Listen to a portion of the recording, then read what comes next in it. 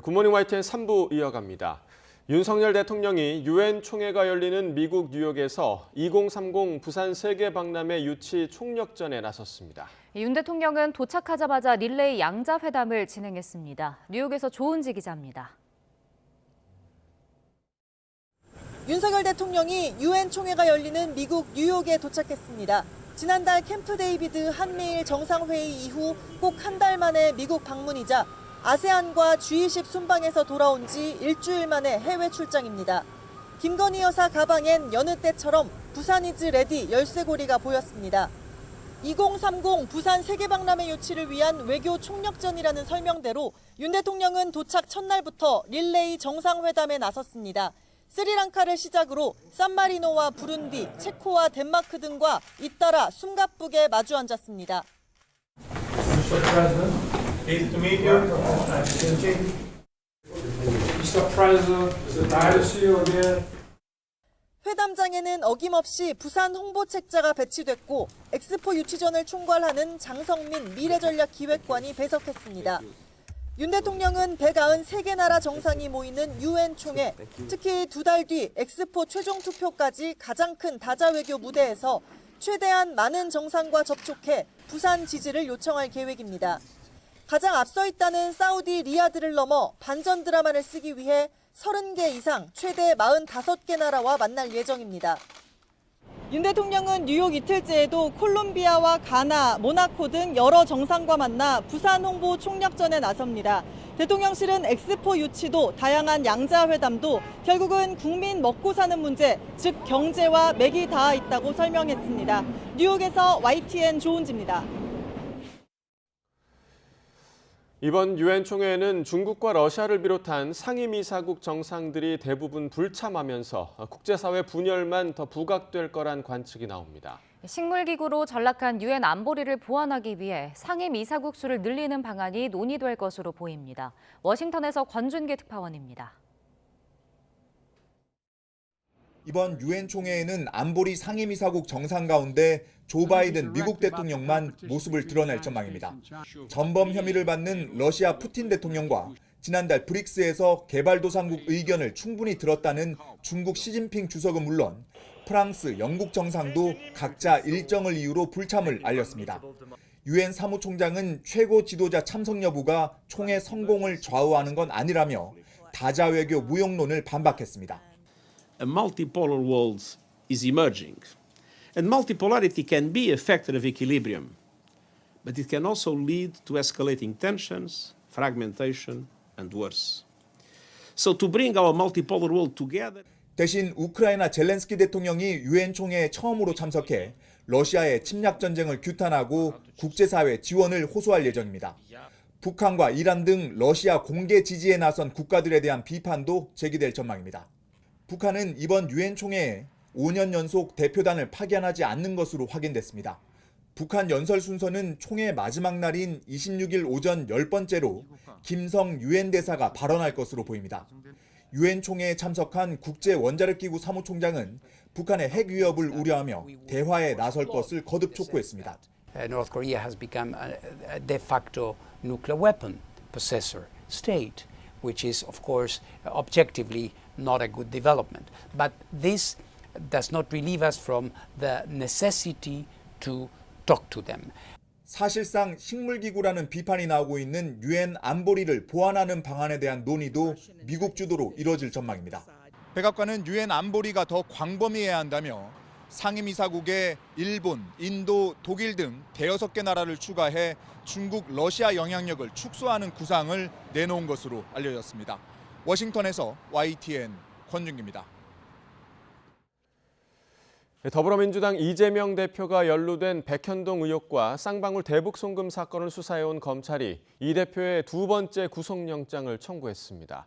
200억 원대 배임 혐의와 함께 800만 달러 규모의 뇌물 혐의 등을 적용했는데 검찰은 이 대표의 단식이나 병원 치료와 관계없이 원칙대로 사법 절차를 진행한다는 방침입니다. 김혜린 기자입니다. 민주당 이재명 대표가 건강 악화로 병원으로 후송된 지 2시간 만에 검찰은 이 대표의 구속영장 청구 사실을 알렸습니다. 이 대표의 두 번째 영장 청구서는 150여 쪽에 달하는데 검찰이 적시한 혐의는 모두 4가지입니다. 먼저 백현동 개발비리 의혹과 관련해 적용된 혐의는 배임입니다. 이 대표가 성남시장 시절 백현동에 아파트를 짓는 사업에서 로비스트 김인섭 씨 청탁을 받고 민간업자에게 인허가 특혜를 제공해 1,300억 원대 이익을 몰아줬다는 겁니다. 그 결과 성남도시개발공사가 사업에 참여하지 못해 최소 200억 원의 손해를 입었다고 판단했습니다. 경기지사 시절엔 자신의 방북 등을 위해 경기도가 북한에 지급해야 할 800만 달러를 쌍방울 그룹이 대신 내도록 한 제3자 뇌물 혐의 등을 적용했습니다. 또 백현동 로비스트 측근에게 접근해 자신의 검사 사칭 사건 관련 재판에서 유리한 증언을 해달라고 부탁한 위증 교사 혐의도 담겼습니다. 앞서 구속영장 청구 시점을 두고 일각에선 단식에 따른 이 대표 건강 상태가 변수가 될 거란 관측이 나왔지만 검찰은 피의자 권리 외에 다른 요인이 형사사법 절차에 장애가 돼선 안 된다는 원칙론을 내세웠습니다. 수사받던 피의자가 단식해서 자해한다고 해서 사법 시스템이 정지되는 선례가 만들어지면 안 된다고 생각합니다. 그러면 앞으로 잡범들도 다 이렇게 하지 않겠습니까? 오랜 단식으로 이 대표가 쓰러졌음에도 수사 과정에서 이어진 소환조사 일정 줄다리기와 이화영 전 부지사 재판 공전 등 이 대표 측 사법 방해에 더는 휘둘리지 않겠다는 판단도 깔린 것으로 보입니다. 검찰은 체포동의안이 국회 문턱을 넘으면 구속 전 피의자 신문에서 이 대표와 측근들의 사법 방해 의혹을 주요 구속 필요 사유로 강조할 방침입니다. YTN 김혜린입니다. 병원으로 이송된 이재명 대표는 최소한의 수액만 맞으며 단식을 이어간다는 방침입니다. 민주당은 같은 날 이루어진 검찰의 구속영장 청구를 두고 잔인한 정권이라며 강하게 반발했고 국민의힘은 단식이 검찰 수사를 거부하는 명분이 돼서는 안 된다고 압박했습니다. 직접 들어보겠습니다. 윤석열 대통령이 오늘 출국을 그 시간에 맞춰서 또 그리고 오늘 아침 이재명 대표께서 병원에 긴급 이송된 상황에서 중앙지검에서 영장 청구를 전격적으로 한 것입니다. 이는 윤석열 검사 독재 정권의 폭거이자 파렴치하고 잔인한 영장 청구라고 할 것입니다. 검찰에서는 지금 이재명 대표의 단식에 대해서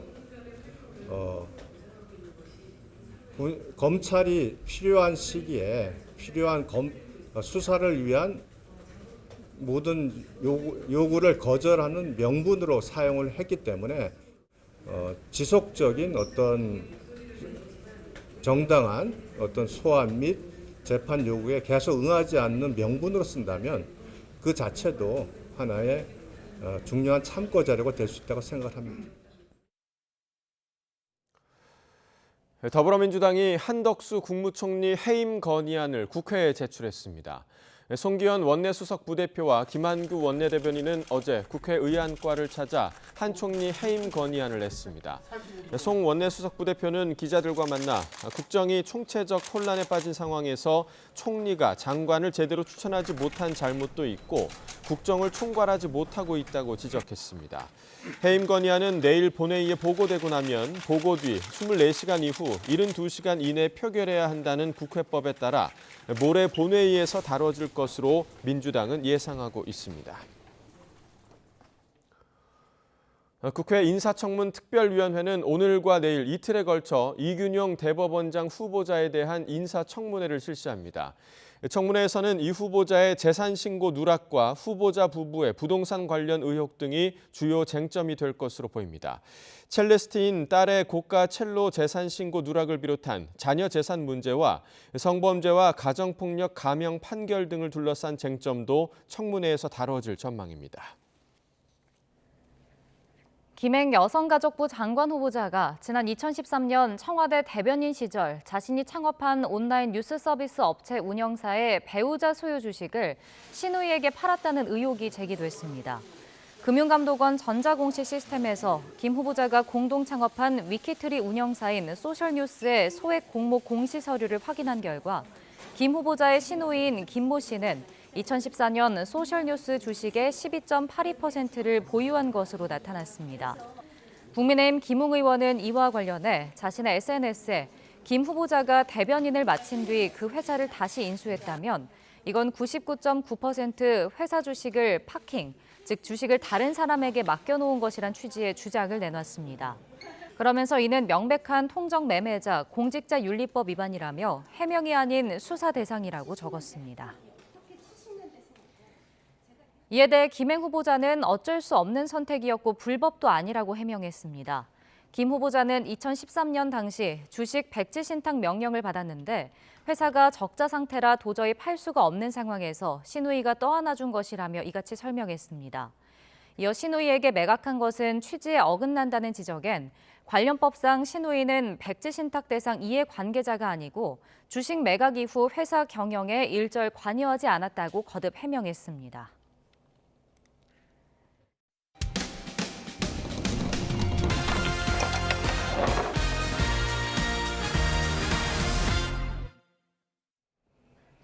경희대학교 교수가 자발적으로 참여한 위안부 피해자들이 거짓 증언을 하고 있다는 등의 역사 왜곡 발언을 해서 논란이 일고 있습니다.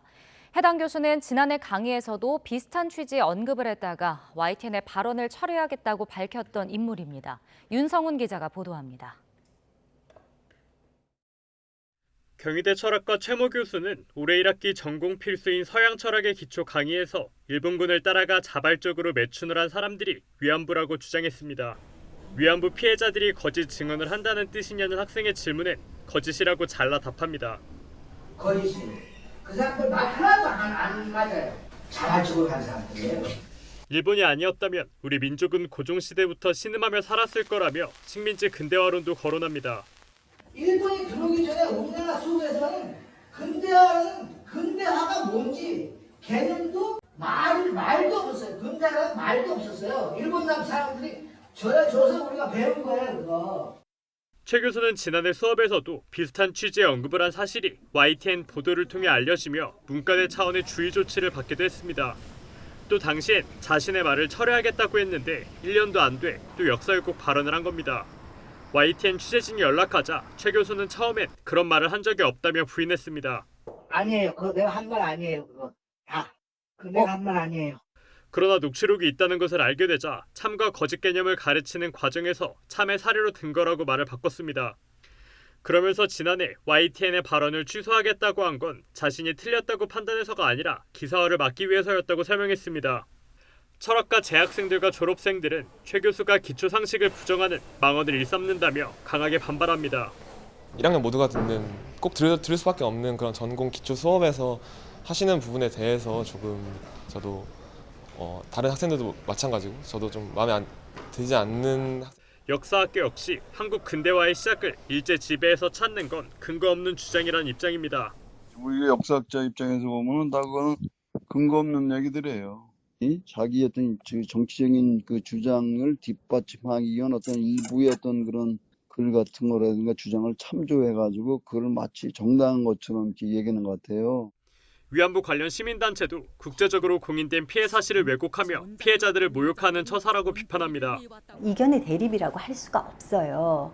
그런 사실에 대해서 사실 교수가 자기의 교수의 지위를 이용해서 그렇게 학생들에게 허무맹랑한 그 부정과 혐오와 모욕의 발언을 한 것이거든요. 경희대 측은 최 교수에 대해 학교 차원의 조치가 가능한지 법률적으로 검토하고 있다고 밝혔습니다. YTN 윤성훈입니다. 노부부가 운영하는 식당에서 불이 나자 이웃 사는 외국인이 불구덩이에 뛰어들어 할머니를 구했습니다. 고속도로에선 밤사이 추돌 사고가 잇따르며 한 명이 숨졌습니다. 홍민기 기자입니다. 시뻘건 불길이 식당을 집어삼키며 타오릅니다. 뜨거운 열기에 유리창이 깨지고 끊어진 전선에선 불꽃이 튑니다. 할아버지는 발을 동동 구르며 목이 터져라 누군가를 애타게 찾습니다. 노부부가 운영하던 식당에서 불이 난 건 어제 저녁 6시 40분쯤. 할아버지가 잠시 자리를 비운 사이 펑 하는 폭발 소리와 함께 갑자기 불길이 치솟으며 할머니를 덮쳤습니다. 그 순간 우즈베키스탄에서 온 이웃 청년이 쓰러진 할머니를 구하러 불구덩이로 뛰어들었습니다. 들어가려는 사람이 아무도 없었고 그분들이 안 구했으면 아마 할머니 돌아가셨죠. 가까스로 탈출은 했지만 할머니는 온몸에 2도 화상을 입었고 할머니를 구한 외국인도 유리에 팔과 다리 등을 다쳤습니다. 또 식당 건물과 주변에 있던 차 석 대 같아 소방서 추산 8천만 원어치 재산 피해가 났습니다. 소방당국은 목격자 증언을 토대로 정확한 원인을 파악하고 있습니다. 1톤짜리 화물차 뒷부분이 심하게 찌그러졌고 도로엔 파편들이 나뉜 겁니다. 어젯밤 10시 40분쯤 당진 영덕고속도로 서세종 나들목 근처에서 18.5톤짜리 LPG 탱크로리가 앞서가던 1톤 탑차를 들이받았습니다. 이 사고로 탑차를 몰던 60대 남성이 크게 다쳐 병원으로 옮겼지만 숨졌습니다. 경찰은 탱크로리 운전자가 졸음운전을 했는지 등을 조사하고 있습니다. 청주 영덕고속도로 피반령 터널 근처에선 1차선을 달리던 승용차 한 대와 화물차 2대가 잇따라 충돌했습니다.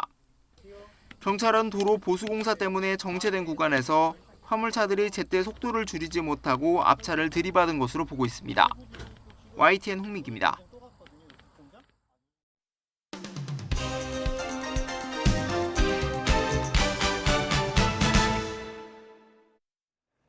(9월 19일) 화요일입니다. 굿모닝 브리핑 시작합니다.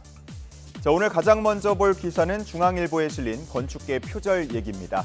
지금 사진 2장 보이실 텐데요. 함께 보시죠. 자, 좀 자세히 한번 천천히 들여다보시면요. 왼쪽은 부산 기장군에 위치한 한 카페고 오른쪽은 나중에 울산에 지어진 카페의 모습입니다. 바닷가에 위치해 있는 것이 똑같고요.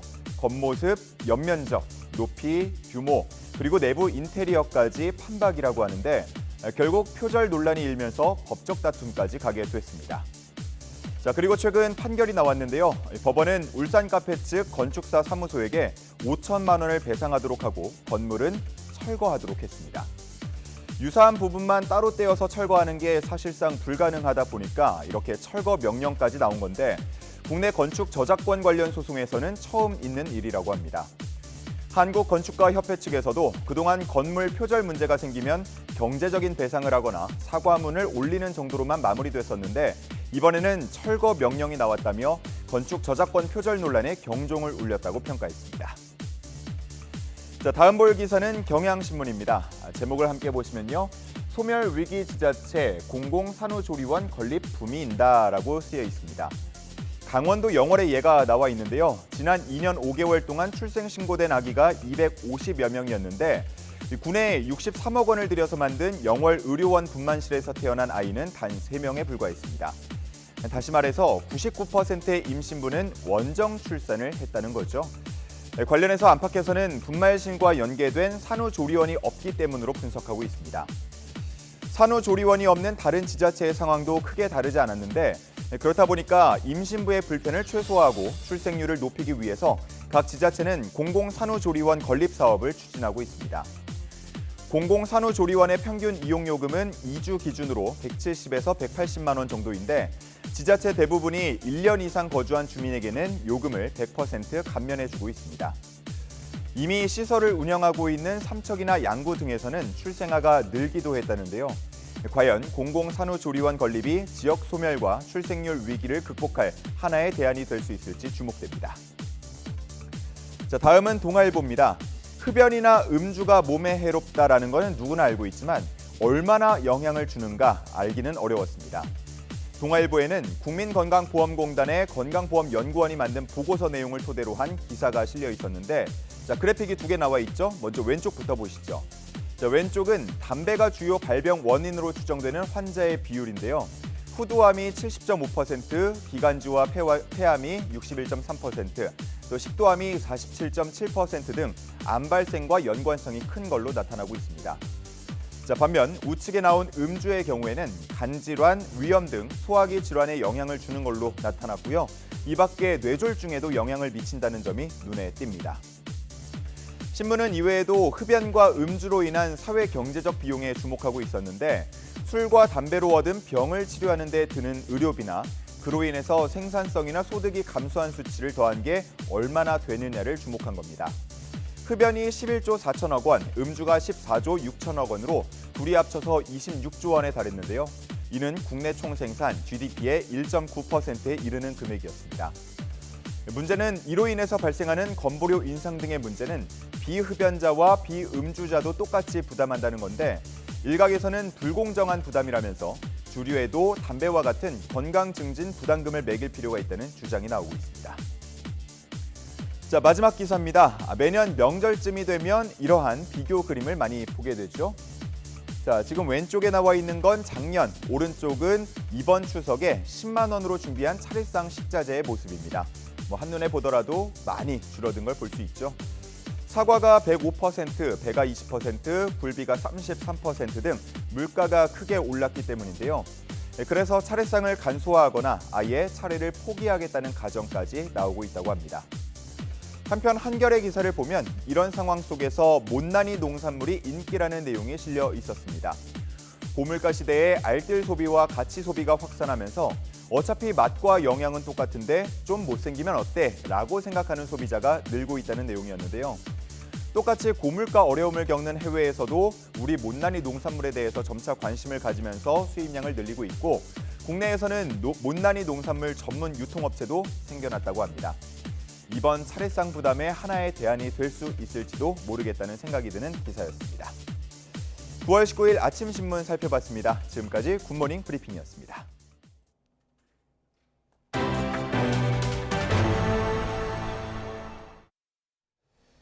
미국의 제재로 우리나라 은행에 동결됐다가 해제된 이란의 석유 수출 대금 8조 원이 이란으로 넘어갔습니다. 이에 따라 미국과 이란 양측 수감자의 맞교환도 이뤄졌습니다. 보도에 신웅진 기자입니다. 한국에 묶여있던 이란 자금 8조 원이 4년여 만에 재주인을 찾아갔습니다. انسداد شده دارایی‌های مالی جمهوری اسلامی ایران در کره جنوبی هم خوشبختانه آزاد شد. امروز انشاءالله این میزان از دارایی‌های جمهوری اسلامی ایران به طور کامل در اختیار دولت و ملت. AP통신은 소식통을 인용해 동결됐던 자금이 스위스를 거쳐 카타르에 송금됐다는 사실이 미국과 이란에 통보됐다고 보도했습니다. 카타르 당국도 도하의 이란 계좌에 돈이 송금된 사실을 확인했습니다. 동결 자금 문제가 풀림에 따라 양측의 수감자 교환도 즉시 이루어졌습니다. 미국인 수감자 5명과 그들의 가족 2명이 이란에서 비행기를 타고 출국하는 모습이 공개됐습니다. 이란인 수감자 5명도 석방됐는데 2명은 미국에 남기로 했습니다. بر اساس در واقع درخواست و علاقه خودشون وارد ایران خواهند شد، به در واقع وطن خودشون باز خواهند گشت. یک نفر از اونها با توجه به حضور خانواده‌اش در یکی از کشورهای دیگر به خانواده خود در کشور ثالث منتقل خواهد شد. 앞서 미국과 이란은 카타르의 중재하에 지난달 수감자 맞교환 대가로 한국 내 이란 동결 자금을 해제하기로 합의했습니다. 우리은행과 IBK 기업은행에 있는 이란 중앙은행 명의의 계좌에는 약 60억 달러, 8조 원의 돈이 예치돼 있었습니다. 트럼프 미국 행정부는 2018년 이란 핵 합의를 일방적으로 탈퇴하고 이란 중앙은행을 제재 명단에 올리면서 이 계좌가 2019년 5월 동결됐습니다. 이란은 동결 자금 문제로 그동안 우리 정부에 노골적으로 불만을 표출해 왔습니다. YTN 신웅진입니다. 댐 붕괴에 따른 대홍수로 막대한 피해가 난 리비아에서는 이 무너진 건물 잔해 속에서 안타까운 수색 작업이 이어지고 있습니다. 동서로 갈린 두 행정부의 엇갈린 대응이 피해를 더 키웠다는 지적도 나오고 있습니다. 황보연 기자가 보도합니다.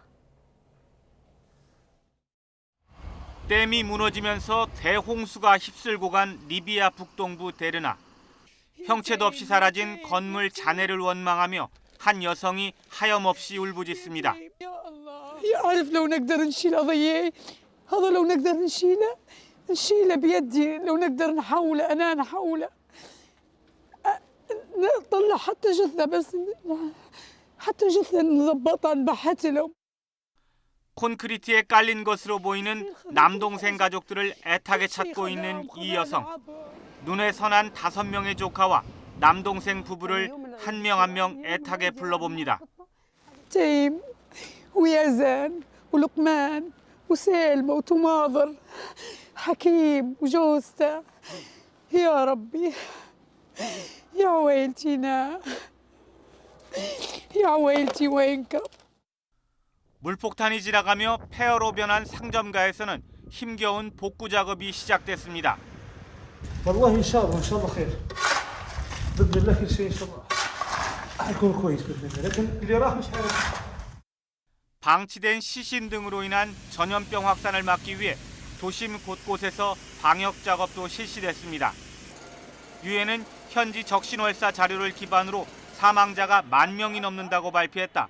하루 만에 세계보건기구 집계를 이용해 3,900여 명으로 정정했습니다.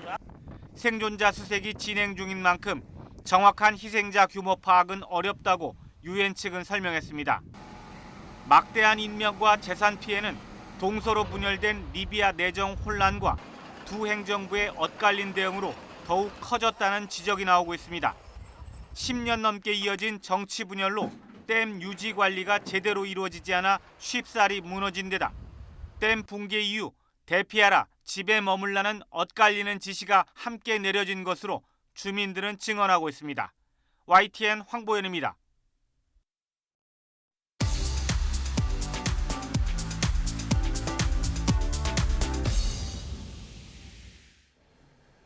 경제 소식을 빠르고 친절하게 전달해드립니다. 오늘 굿모닝 경제는 하준영 서강대학교 경제학부 교수와 함께하겠습니다. 교수님 어서 오세요. 어서 오십시오.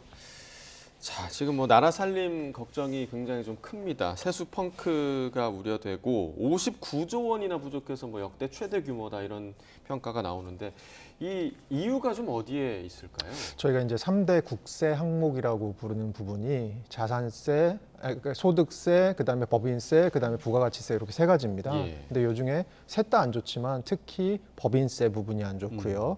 그리고 이 양도소득세, 소득세 중에서도 양도소득세 부분이 안 좋은데 이유는 법인세 같은 경우는 최근 들어서 우리나라 반도체 업황도 워낙 안 좋고요. 기업들 실적 부진이 이어지고 있는 부분이 큰 것 같고요.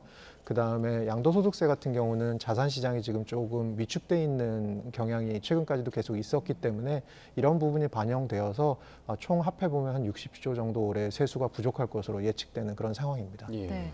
근데 세수 부족이 심해져도 분명히 써야 할 돈은 있는 거잖아요. 이걸 어디서 메우느냐가 문제일 것 같은데 지금 정부 계획은 뭔가요? 정부는 보통 같으면 국채를 발행해서 이제 메우는데요. 지금은 국채는 어쨌든 간에 이번 정부는 발행 안 하겠다. 재정 건전성 유지 측면에서 그렇게 하겠다라는 거니까 다른 세 가지 정도의 방안을 갖고 왔습니다. 하나는 세계 잉여금, 그러니까 전에 쓰고 남은 것들을 갖고 온다라는 게 하나이고요. 또 하나는 불용. 쓰기로 한 것을 안 쓰겠다, 되도록 안 쓰겠다라는 부분이 두 번째. 마지막으로는 저희가 이제 기금이라는 것이 있습니다. 정부의 부처들이 각자 사업을 하는데 그 기금을 쌓아두고 그것으로부터 나온 이자를 갖고 이제 사업을 하거나 하는 기금들, 일종의 저희 가계로 생각해 보면 적금이라고 생각하시면 됩니다. 근데 이 적금을 이제 헐어서 일반 회계로 옮기겠다. 즉 이제 적금을 좀 일부분을 헐어서 저희가 매일매일 쓰는 통장에다 그냥 옮겨놓고 거기다가 쓰겠다. 이런 식으로 해서 60조 부분을 부족한 부분 중에 일부 좀 메우겠다라고 하는 것 같습니다. 네. 그러니까 보통 이제 이런 상황에서 정부가 추가 경정 예산을 편성하기도 하잖아요. 추경에 대한 얘기도 좀 꾸준히 나오고 있는데 이 필요성에 대해서 좀 어떻게 보세요? 그러니까 사실은 지금 제가 말씀드린 세 가지 방식 다 전통적으로 저희가 자주 사용되는 방식은 아니고요. 예. 보통은 아까 말씀드린 대로 세입 경정이란 걸 합니다. 올해 사실 세수가 이만큼 들어올 거로 예측이 됐는데 좀 덜 들어왔습니다. 그러면 그걸 한번 고치고 부족분이 생긴 부분에 대해서는 국채를 발행하는 방식으로 보통은 추경을 했거든요. 그렇게 해서 메꿨는데 이번 정부는 어쨌든 간에 그걸 안 하겠다라는 거니까 사실은 조금 더 우리가 쉽게 혹은 조금 더 전통적으로 생각되는 방식들이 아닌 조금 더 다른 방식, 어쨌든 간에 국채 발행은 그래서 나라 빚이 쌓이는 건 맞겠다라는 어떤 기조를 일관되게 유지하고 있으니까요. 예. 그 방향대로 가는 것 같습니다. 네. 이렇게 세수가 부족한 상황에서 정부가 유류세 인하 같은 뭐 감면 조치를 계속 연장한다고 밝혔는데 이런 것들은 뭐 괜찮을까요? 그러니까 사실은 부담이 되겠죠. 사실 올해 한 71개 정도가 이제 일몰이라고 하죠. 이제 한시적으로 연장을 해줬다가 그것이 끝나는 게 올해 한 71개 정도가 끝나는데 그중에 한 60개 정도, 한 90% 이상을 이제 다시 연장을 해주기로 했는데요. 이런 부분이 당연히 저희가 지금 가뜩이나 세입이 부족한 상황에서 부담이 될 것이고 사실은 요것들에 대해서는 중장기적으로 좀 생각해 보아야 될 게 일종의 요것도 관성이 있습니다. 이렇게 계속해서 유예를 해주거나 계속해서 감면을 해주거나 하다 보면 이게 일종의 이제 자리를 잡아버리게 되는 거거든요. 경제 주체들도 그거에 맞춰서 행동을 하게 되고요. 그래서 그렇다 보면 사실 요것들을 고치기가 사후적으로는 더 어려워지거든요. 그래서 조금 성과 평가를 해서 조금 더 성과가 좋은 것들은 뭐 유예를 하고 계속해서 일몰을 좀 연장하고 하는 방식을 하더라도 성과가 좀 미진한 것들에 대해서는 좀 손을 대는 것들이 필요하다고 생각됩니다. 네. 아까 그 세수 예측에 대한 이야기를 잠깐 해주셨는데 결국에는 그 예측과는 다른 지금 재정, 그러니까 세수 오차율이 지금 3년 연속 2자릿수대라고 하더라고요. 그러니까 이렇게 세금이 거치지 않는 거는 결국에는 지금 경기가 안 좋다 이런 이야기로도 읽히는데 올해 경제 상황을 정부가 너무 지나치게 낙관한 거 아닌가 이런 평가도 좀 나오더라고요. 예, 그래서 생각을 해보면 저희가 그 작년에 2021년에 사실은 세수 오차가 거의 한 20%가 났습니다. 물론 그때는 남는 방향으로 났습니다만 그래서 정부에서 무슨 얘기를 했냐면 우리가 민관합동 세수추계위원회라는 걸 만들어서 앞으로는 좀 세수 추계를 조금 더 정확하게 한번 해보겠다라고 해서 민간 전문가들까지 포함시켜서 위원회를 발족시켜서 지금 한 1년 반 정도 활동을 하고 있는데요. 이게 점점 세수 추계가 어려워지는 부분이 있습니다. 제가 아까 말씀드린 대로 법인세나 양도소득세, 특히 부동산 시장 관련된 이런 세금들은 사실은 저희가 GDP 예측만 잘한다고 해서 예측을 할 수 있는 부분이 아니거든요. 예. 그러니까 법인들의 실적 같은 것도 예측을 해야 되고 또 자산 시장이 사실은 GDP랑 연동돼서 움직이는 부분도 있지만 경기랑 연동되지 않는 부분도 많다는 걸 저희는 최근 들어서 알게 됐잖아요.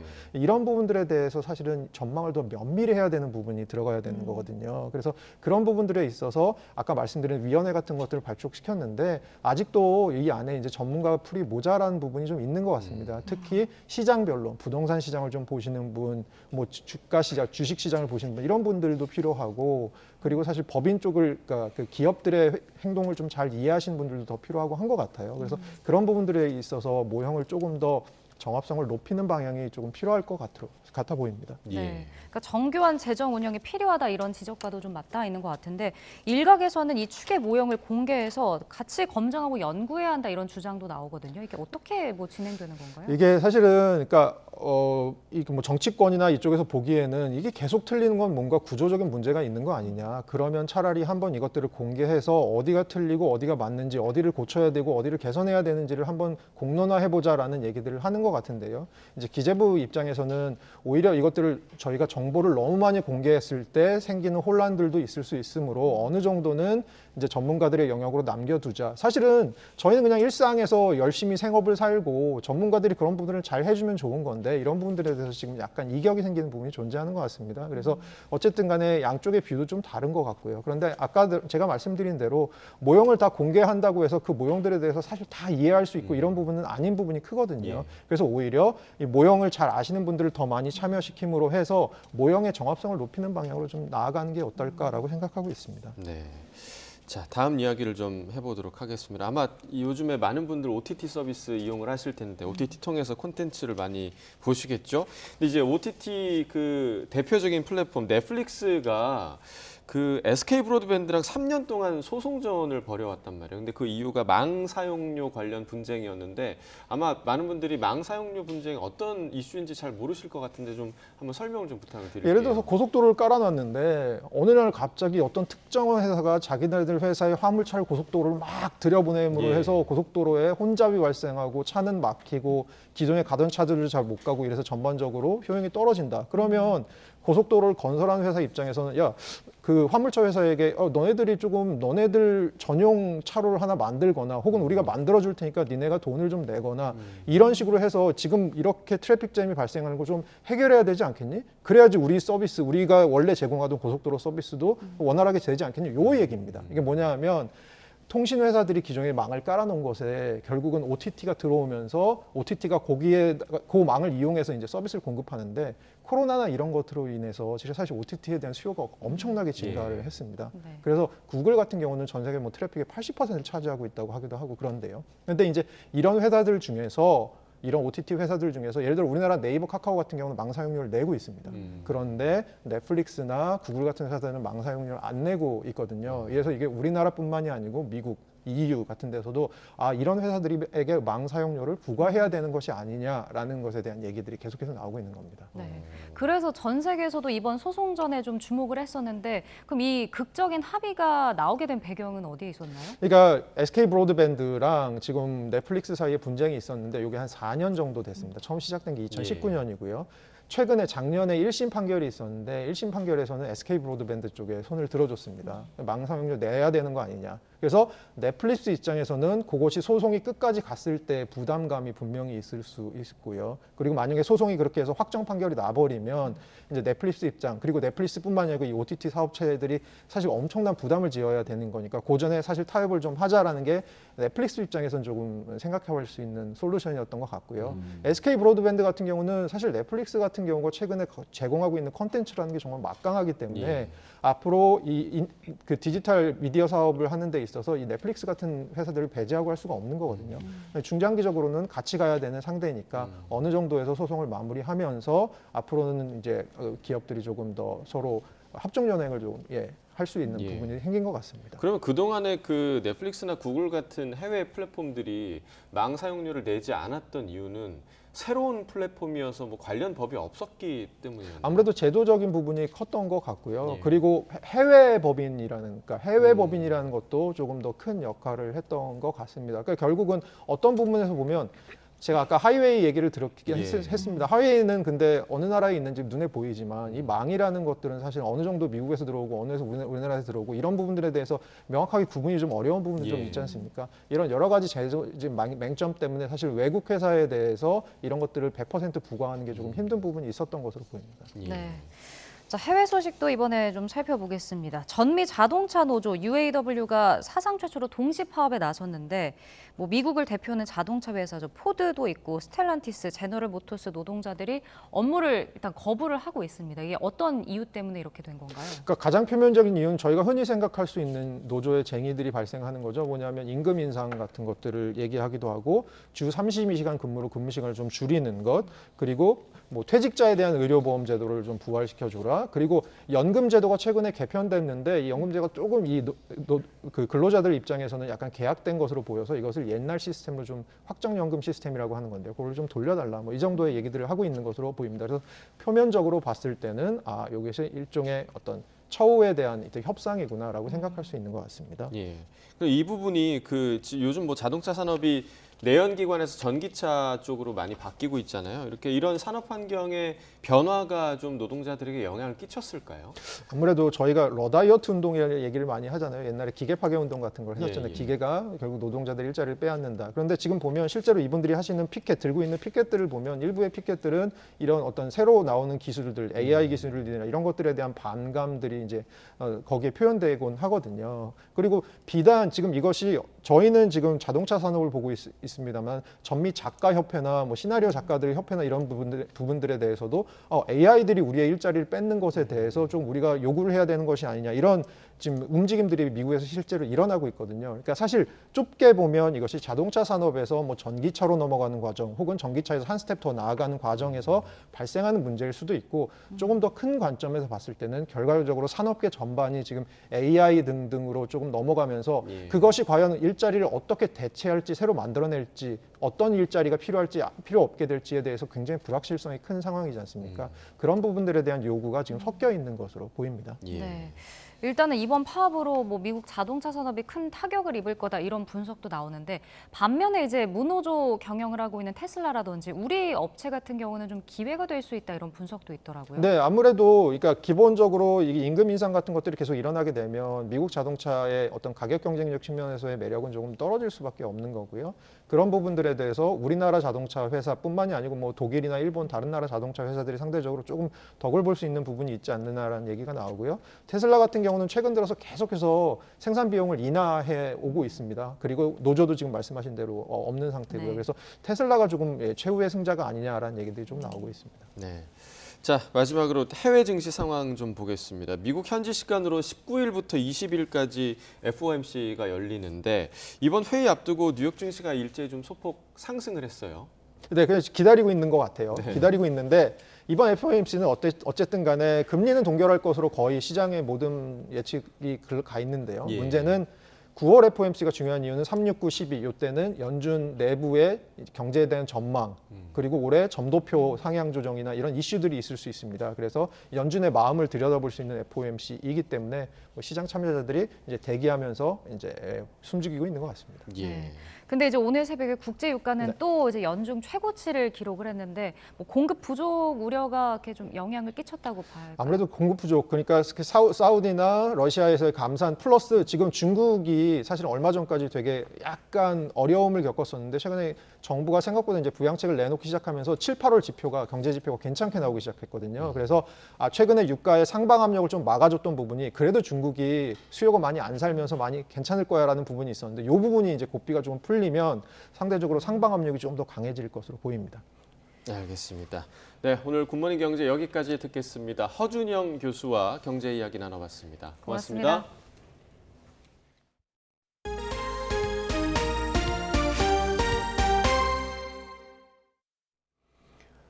조국 전 법무부 장관 아들에게 허위 인턴 증명서를 발급해준 혐의를 받는 더불어민주당 최강욱 의원이 대법원에서 징역형의 집행유예가 확정돼 의원직을 잃게 됐습니다.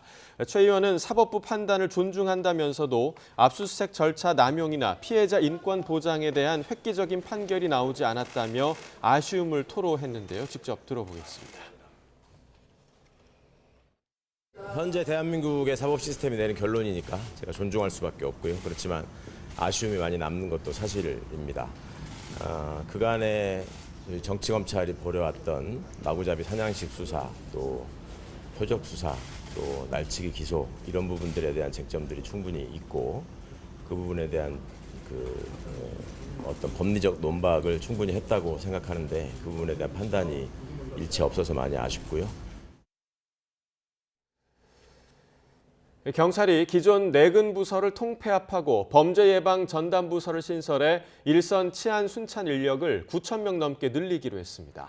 조직을 단순화할 뿐 실효성이 떨어지고 경찰 수사력이 오히려 약해질 수 있다는 비판의 목소리가 내부에서 나옵니다. 권준수 기자가 보도합니다.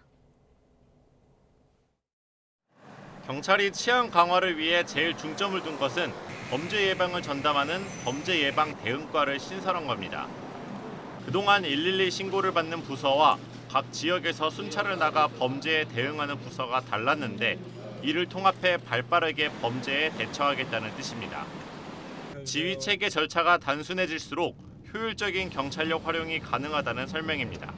내부 행정관리 인력을 감축하여 현장에 재배치함으로써 일선 현장의 치안 역량을 극대화하는 데 현장에 나가는 인력을 더 확보하기 위해 본청과 지방청의 여러 조직도 통합해 중간 관리자부터 줄이기로 했습니다.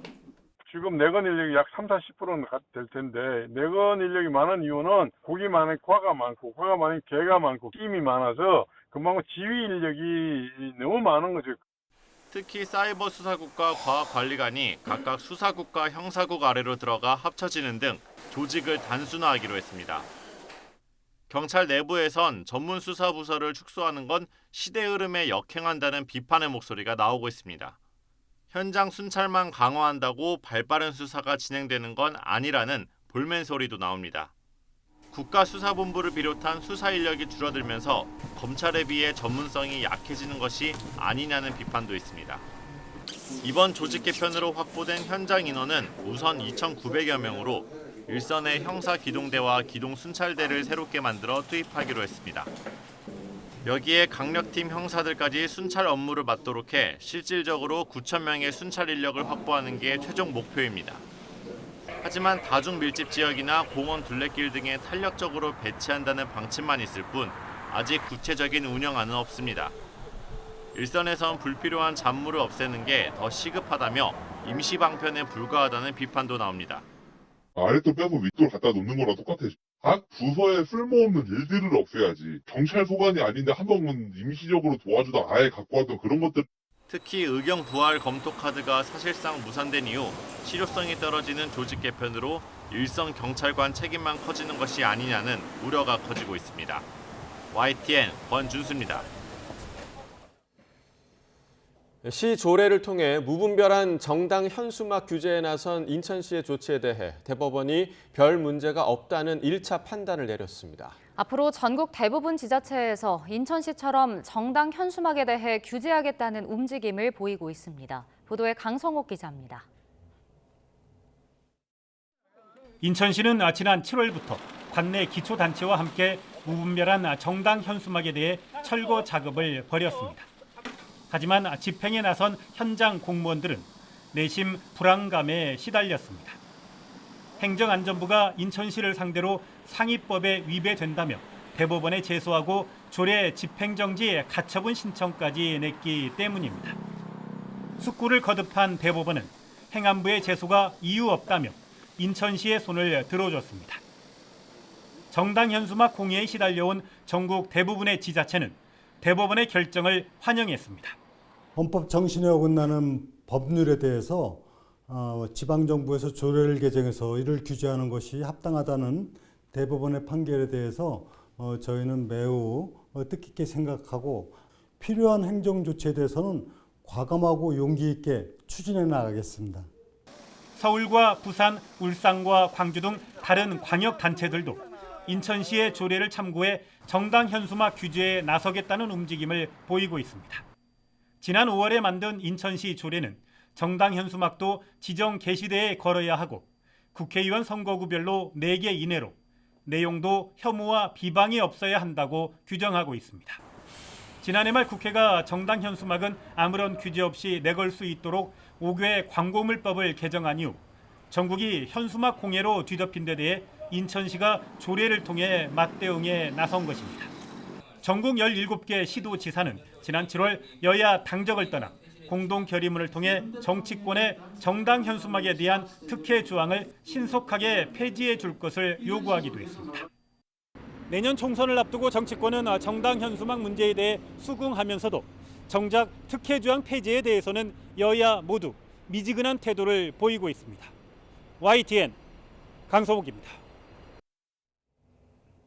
노인 일자리에 대한 사회적 관심을 모으고 국민 공감을 높이기 위한 노인 일자리 주간 기념식이 열렸습니다. 보건복지부 주최로 어제 열린 기념식에서는 노인 일자리 사업 운영에 기여한 유공자 20명이 보건복지부 장관 표창을 받고 우수 수행기관 및 참여기업 등 84곳이 장관상을 받았습니다. 복지부는 노인 일자리를 내년 103만 개로 역대 최대 수준으로 확대했고 2018년 이후 7년 만에 보수를 7% 인상하는 등 예산을 대폭 늘렸다고 밝혔습니다. 기시다 후미오 일본 총리가 새로운 내각을 꾸린 뒤 처음으로 유엔 총회에 참석하며 외교적 입지 강화에 힘을 쏟을 것으로 보입니다. 이를 통해 답보 상태인 지지율을 끌어올릴 계기를 마련할지 주목됩니다. 도쿄에서 김세호 특파원이 보도합니다. 기시다 후미오 총리가 유엔 총회 참석을 위해 미국 뉴욕 방문길에 나섭니다. 대규모 개각을 단행한 이후 첫 국제 무대인데 기시다 총리는 유엔 안보리 무용론 속에 유엔 개혁을 강조할 것으로 보입니다. 分断と対立ではなく協調に向けた世界を目指し、日本の考えを発信し、安保理改革を含め国連の機能強化に向けた取り組みの重要性等を強調します。 특히 우크라이나를 침공한 러시아와 탄도미사일 도발을 이어가는 북한이 최근 정상회담을 계기로 군사협력을 구체화할 조짐을 보이면서 이에 대한 안보 위협을 한층 부각하며 관련국들의 대응과 공조를 촉구할 것으로 보입니다. 또 유엔 총회를 계기로 볼로디미르 젤렌스키 우크라이나 대통령과의 양자회담도 조율하고 있는 것으로 전해졌습니다. 여기에 가미카와 요코 신임 외무상도 뉴욕에서 G7 외교 장관 회의를 주재하는 데 이어 토니 블링컨 미 국무장관과도 만납니다. 日本の存在感これを示すとともに世界各国のカウンターパートとの信頼関係を構築してまいりたいと考えております. 현재 기시다 내각의 지지율은 대규모 개각에도 좀처럼 오르지 않고 있습니다. 요미우리 신문의 최근 여론조사의 경우 지지율은 지난달과 같은 35%였고 마이니치 신문 조사로는 25%로 최저 수준을 보이고 있습니다. 기시다 내각은 지난 5월 G7 정상회담 직후 45에서 56% 지지율로 절정에 달했던 만큼 이번 유엔 총회에서 주요 이슈를 주도하는 데 힘쓸 것으로 보입니다. 새로 진용을 갖춘 기시다 내각이 첫 국제 무대에서의 외교력을 통해 답보 상태의 지지율에 돌파구를 마련할 수 있을지 주목됩니다. 도쿄에서 YTN 김세우입니다. 아날레나 베어보크 독일 외무장관이 시진핑 중국 국가주석을 독재자라고 말한 데 대해 중국이 공개적인 도발이라고 강력히 반발하면서 독일 대사를 초치했습니다. 지난 17일 베어보크 장관의 발언과 관련해 중국 정부가 파트리시아 플로어 주 중국 독일 대사를 초치했다고 독일 외무부가 밝혔습니다. 베어보크 장관은 미국 방문 당시 폭스뉴스와의 인터뷰에서 우크라이나 전쟁에 관해 언급하던 중 푸틴 러시아 대통령이 이 전쟁에서 이길 경우 시진핑 국가주석과 같은 전 세계 독재자들에게 어떤 신호가 되겠느냐고 언급했습니다. 가을에 접어들면서 출근길 짙은 안개가 끼는 날이 잦아지고 있습니다. 밤사이 기온이 크게 떨어지는 데다 복사 냉각까지 활발하게 이뤄지기 때문인데요. 현재 충남 서천의 가시거리는 70m, 전북 부안은 150m로 가시거리가 바짝 좁혀져 있습니다. 교통안전에 각별히 주의해 주시기 바라고요. 안개는 낮 동안 기온이 오르면서 걷히겠지만 오늘도 예년보다 더운 날씨는 계속되겠습니다. 오늘 서울 낮 기온 28도, 대구는 30도까지 오르면서 다소 덥겠습니다. 오늘 중부지방 하늘빛은 대체로 흐린 가운데 수도권과 영서지방은 5mm 안팎의 약한 비나 빗방울이 떨어지는 곳이 있겠고요. 남부지방은 대체로 맑은 날씨가 이어질 전망입니다. 오늘 아침 기온은 어제와 비슷하거나 조금 낮습니다. 현재 서울은 21.8도, 대전 20.4도, 대구 22.3도로 출발하고 있는데요. 낮 기온은 서울 28도, 광주와 부산 29도까지 오르는 등 어제보다는 조금 낮겠지만 예년보다는 2에서 3도가량 높아 덥겠습니다.